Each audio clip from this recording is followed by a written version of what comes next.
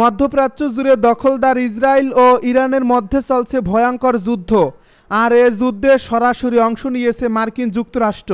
আমাদের হাতে এসেছে গুরুত্বপূর্ণ আপডেট আন্তর্জাতিক সংবাদ। শুরুতেই থাকছে দখলদার ইসরায়েলের বিরুদ্ধে দাঁড়ালো ভারত, চীন ও রাশিয়া জোট। এবারে জানিয়ে দিব নিজ ভূখণ্ডে প্রথম ক্ষেপণাস্ত্র পরীক্ষা চালালো জাপান।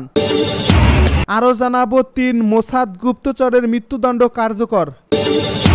এদিকে যুদ্ধবিরতির আগেই ইরানের 14 ক্ষেপণাস্ত্র আঘাত হানে ইসরায়েলে। সব শেষে জানিয়ে দিব ইসরায়েলের হয়ে কাজ করা 700 ভাড়াটে সৈনিক গ্রেপ্তার।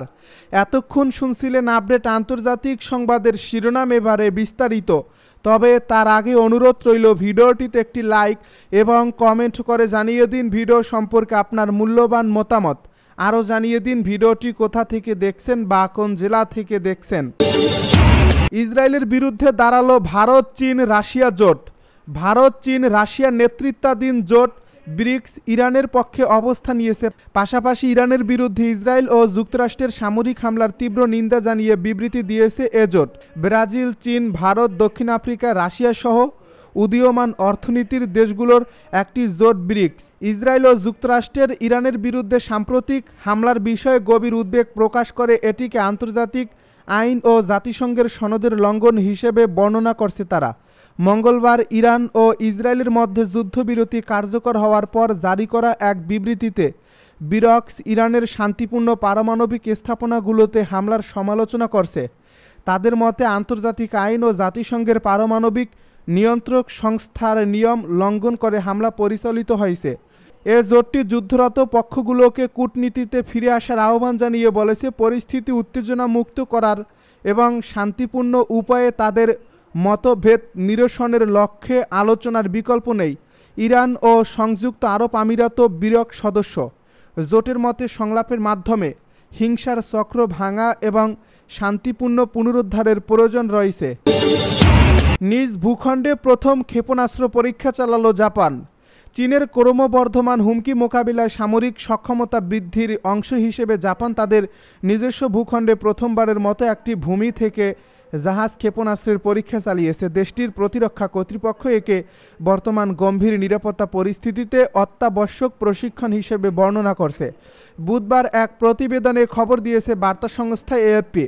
মঙ্গলবার দেশটির উত্তরাঞ্চলীয় হোক্কাইডো দ্বীপের একটি প্রশিক্ষণ এলাকায় জাপানের স্থল আত্মরক্ষা বাহিনী একটি টাইপ ৮-৮ ক্ষেপণাস্ত্র প্রশান্ত মহাসাগরীয় উপকূলের পানির দিকে উৎক্ষেপণ করে। জাপানের সেনাবাহিনী সাধারণত এ ধরনের ক্ষেপণাস্ত্র মহড়া যুক্তরাষ্ট্রের ঘাঁটিতে পরিচালনা করে থাকে, কিন্তু সেখানে প্রশিক্ষণ ব্যয়বহুল এবং অংশগ্রহণকারীর সংখ্যাও প্রায় সীমিত থাকে। বুধবার নিয়মিত সংবাদ সম্মেলনে সরকারের মুখপাত্র ইয়োশিমাসা হায়াশি বলেন, দেশের অভ্যন্তরে এমন সরাসরি গুলি চালানোর মহড়া আরও বেশি সেনার জন্য প্রশিক্ষণের সুযোগ সৃষ্টি করে। তিনি বলেন, বর্তমান গম্ভীর নিরাপত্তা পরিস্থিতির প্রেক্ষাপটে দ্বীপসহ অন্যান্য এলাকা রক্ষার সক্ষমতা বজায় রাখা ও উন্নয়নের জন্য এ ধরনের মহড়া অত্যন্ত গুরুত্বপূর্ণ। আরও 3 মোসাদ গুপ্তচরের মৃত্যুদণ্ড কার্যকর। ইরানে আরও 3 মোসাদের গুপ্তচরের মৃত্যুদণ্ড কার্যকর করা হয়েছে। বুধবার সকালে এ মৃত্যুদণ্ড কার্যকর করা হয় বলে জানিয়েছে দেশটির বার্তা সংস্থা মেহের নিউজ। সম্প্রতি তাদেরকে গ্রেপ্তার করে বিচার প্রক্রিয়ার আওতায় আনা হয়। পুরো ফৌজদারি বিচার প্রক্রিয়া সম্পন্ন হওয়ার পর বুধবার সকালে তাদের সাজা কার্যকর করা হয়। মেহের জানিয়েছে এই 3 জন গুপ্তচর তাদের কর্মকাণ্ডের জন্য শাস্তিপ্রাপ্ত হন এবং বুধবার ইরানের উরমিয়া শহরে তাদের মৃত্যুদণ্ড কার্যকর করা হয়। এদিকে গত 13 জুন থেকে শুরু হওয়া ইরান ইসরায়েল সংঘাতের অবসান হয়েছে 24 জুন। টানা 12 দিনের এ সংঘাতে তথা ইসরায়েলি বাহিনীর সামরিক আগ্রাসনে ইরানের নিহতের সংখ্যা 600 ছাড়িয়েছে। এর মধ্যে কেবল শেষ 24 ঘন্টাতে নিহত হয়েছে 107 জন। যুদ্ধবিরতির আগে ইরানের 14 ক্ষেপণাস্ত্র আঘাত হানে ইসরায়েলে।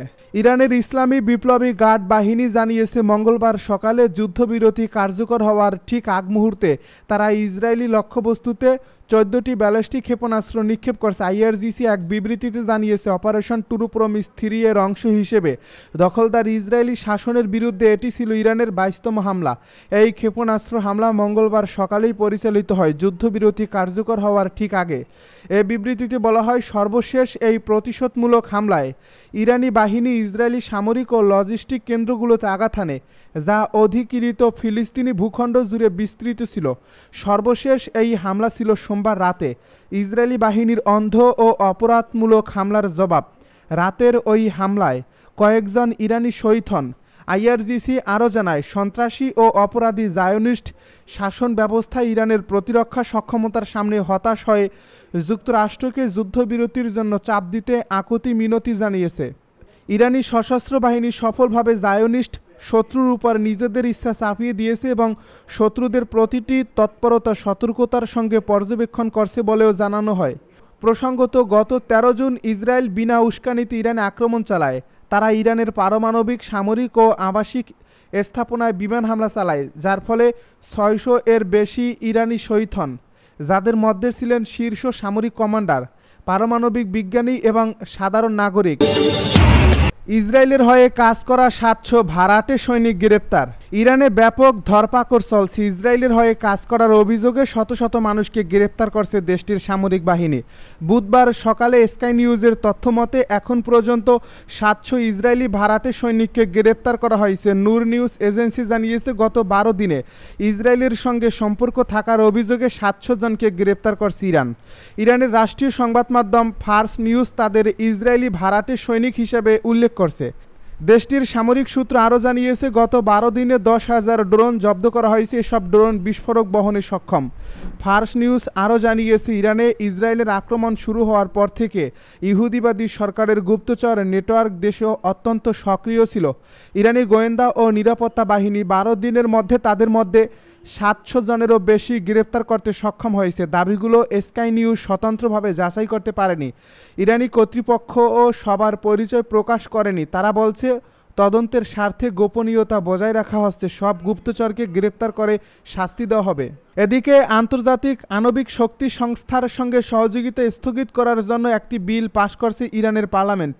এই বিলটি পাশের ফলে আইএএ পরিদর্শকেরা কেবল সর্বোচ্চ জাতীয় নিরাপত্তা পরিষদের স্পষ্ট অনুমোদনের মাধ্যমে এবং সংস্থাটি যদি দেশের পারমাণবিক স্থাপনাগুলোর নিরাপত্তার নিশ্চয়তা দেয় তবেই ইরানে প্রবেশ করতে পারবেন। নূর নিউজ সংসদের প্রেসিডিয়ামের একজন সদস্যের উদ্ধৃতি দিয়ে জানিয়েছে, সংস্থাটি আগের মতো ইরানের পরমাণু কর্মসূচি পর্যবেক্ষণ করতে পারবে না। তাদের কড়াকড়ির মধ্য দিয়ে ইরানে প্রবেশ করতে হবে। গাজায় হামাসের হামলায় 5 ইসরায়েলি সেনা নিহত। ফিলিস্তিনের অবরুদ্ধ গাজা উপত্যকার খান ইউনিসে ফিলিস্তিনি স্বাধীনতাকামী সংগঠন হামাসের অভিযানে দখলদার ইসরায়েলের 5 সেনা নিহত হয়েছেন। এ ঘটনায় আহত হয়েছেন আরও অন্তত 15 জন, যার মধ্যে কয়েকজনের অবস্থা গুরুতর। মঙ্গলবার হামাস ইসরায়েলি সেনাদের লক্ষ্য করে অতর্কিত হামলা চালায় বলে জানিয়েছে সংবাদ মাধ্যম প্যালেস্তাইন ক্রনিকল। ইসরায়েলি সংবাদ মাধ্যম জানিয়েছে, হামলাস্থলে কয়েকজন সেনা এখনও নিখোঁজ রয়েছেন। খান ইউনিসের যে এলাকায় এ হামলা হয়েছে সেখানে পরবর্তীতে ইসরায়েলিরা তীব্র হামলা শুরু করে। মূলত আহতদের উদ্ধারে হামলার তীব্রতা বাড়ায় তারা। জানা গেছে, হামাসের সদস্যরা দুভাগে এই অতর্কিত হামলা চালায়।